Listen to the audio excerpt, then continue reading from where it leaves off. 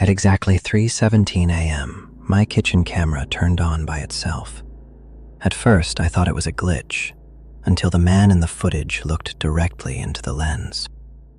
At exactly 3:17 a.m., my kitchen camera turned on by itself. I know that sounds like the beginning of every cheap horror story on the internet, but I still have the footage, and the part that keeps me awake at night is not that there was a man standing in my kitchen.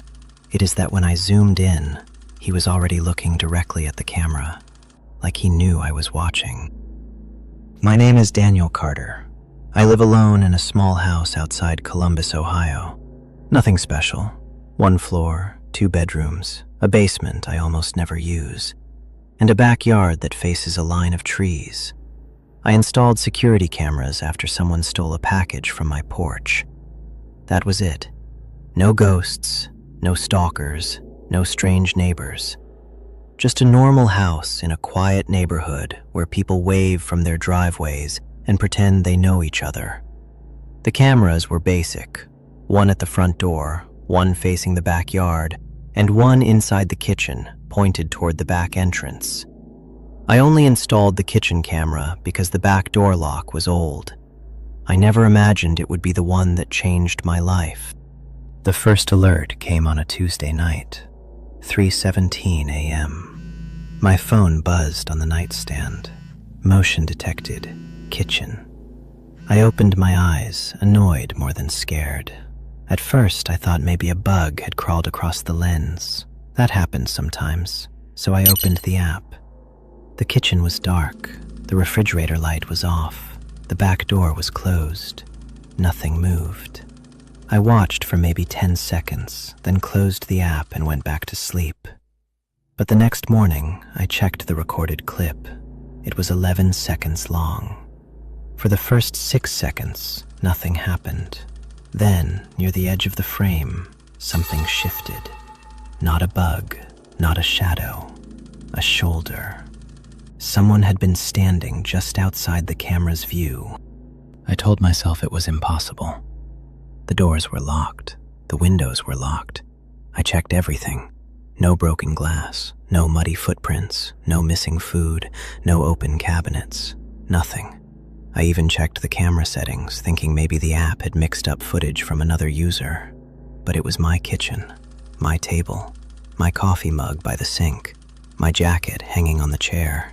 The timestamp was real, 3:17 a.m. I called the security company. The guy on the phone sounded bored. He told me motion alerts can be triggered by light changes, insects, dust, or temperature shifts. I asked him if dust usually had shoulders. He did not laugh. The next night, I did not sleep. I sat in my bedroom with the lights off, staring at the live feed on my phone. Midnight passed. 1 a.m., 2 a.m., nothing. Then, at exactly 3:17 a.m., the kitchen camera glitched. The screen went black for 1 second. When it came back, he was there. A man, standing near the back door. He was tall, maybe 6 feet, thin, wearing a dark coat. His face was turned slightly away from the camera, but I could see his hands. They were hanging at his sides, completely still. I could not breathe. I was in my bedroom, maybe 20 feet away from him. There was no sound, no footsteps, no door opening, no alarm. Just a man standing in my kitchen like he belonged there. Then he slowly turned his head and looked straight into the camera. I called 911. I whispered because I was afraid he would hear me. The dispatcher asked if the intruder was still inside. I looked at the screen again. The kitchen was empty. He had vanished. I did not hear a door. I did not hear the floor creak. Nothing. When the police arrived, they searched the whole house. Kitchen, bedrooms, closets, basement, backyard. Nobody was there. One officer checked the footage. He watched it 3 times without speaking. Then he asked me a question I still think about. "Do you know this person?" I said no. He zoomed in on the man's face. The image was blurry, but there was enough detail to see one thing clearly. The man was smiling. Not a big smile, not dramatic, just a small, calm smile, like someone who knew he was safe. After that night, I stayed with my brother for 2 days. I almost did not go back, but the police found no signs of entry. My brother said I was probably dealing with some kind of camera issue, a corrupted file, a reflection, a prank. So I went home. I changed the locks. I added a second camera in the kitchen. I put one in the hallway, one facing the basement door, and one in my bedroom. For 2 nights, nothing happened. Then on Friday, my phone buzzed again. 3:17 a.m., motion detected, kitchen. This time, both kitchen cameras recorded him. Different angles. Same man, same coat, same position, standing near the back door. Only now, he was closer to the camera, and on the counter beside him was something that had not been there before. My house key. I ran to the kitchen with a baseball bat. I know that sounds stupid, but fear makes you do stupid things. The kitchen was empty. The key was on the counter. I picked it up. It was cold, not room temperature, cold, like it had been outside in winter. But all my keys were still on my nightstand. I checked them. Front door key, back door key, mailbox key, all there. So where did this one come from? The next morning, I took it to a locksmith. He looked at it for maybe 5 seconds and said, "This is your back door key." I told him that was impossible. He shrugged and said, "Then someone made a copy." That night, I pushed my couch in front of the back door. I put a chair under my bedroom handle. I left every light in the house on. At 3:17 a.m., every light went out. Not just one, all of them. My phone buzzed. Motion detected, hallway. I opened the camera feed. The man was no longer in the kitchen. He was standing in the hallway, facing my bedroom door. My bedroom door. I could see the chair under the handle on the camera. I could see the thin line of light under the door. And I could see his shoes, standing inches away. Then the audio activated. There was breathing. Slow. Heavy. Not mine. Then he whispered, "Daniel." I dropped the phone. The police came again. This time, they took it more seriously. They checked the attic, the crawl space, the basement. And that is when things got worse. Behind an old shelf in the basement, one officer found scratches on the wall. Not random scratches. Tallies. Rows and rows of them. Hundreds. Beside them, written in faded marker, were dates. Some from last month. Some from last year. Some from before I bought the house. And one sentence repeated over and over. "He comes at 3:17. I told the officer I had never seen that before. He asked how long I had lived there. I said 3 years. He went quiet. Because one of the dates on the wall was from 4 years ago. 1 year before I moved in. The police contacted the previous owner's family. The man who lived there before me was named Robert Ellison.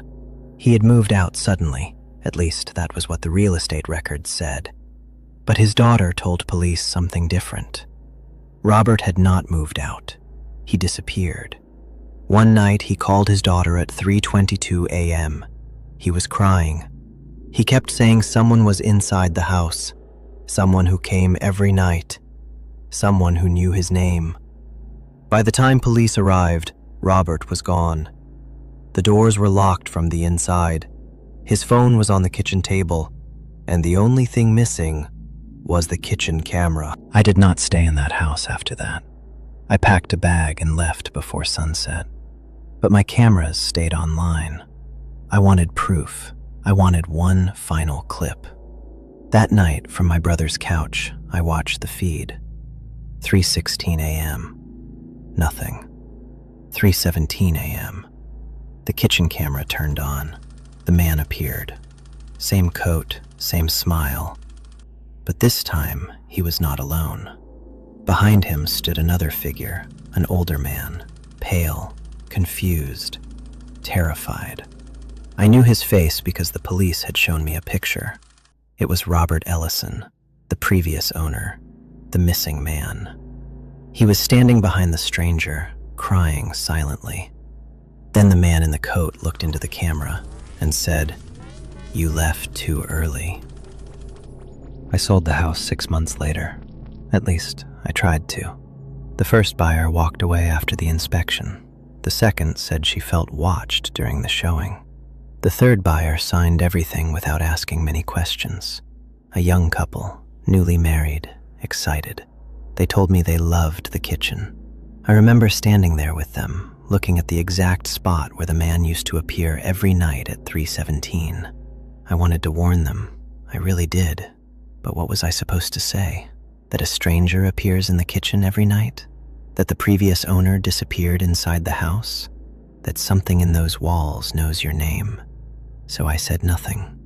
2 weeks after they moved in, I received a notification from the old security app. I thought the account had been deleted, but there it was. Motion detected, kitchen, 3:17 a.m. I opened the clip.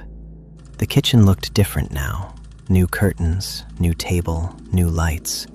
But the man was still there, standing in the same place, wearing the same dark coat, smiling at the camera. Only this time, behind him, there were two people. Robert Ellison, the previous owner, and a woman I did not recognize. Both standing completely still, both staring at the floor. Then the man in the coat leaned closer to the camera and whispered, "Daniel, you forgot to say goodbye." The video ended there. I deleted the app that night. I changed my number. I moved to another state. But every year, on the same date I left that house, I get one email. No subject, no sender name, just one attached video. A dark kitchen, a timestamp, 3:17 a.m. And every year, the man is standing closer to the camera.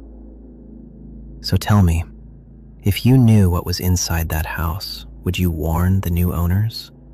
Or would you stay silent and save yourself?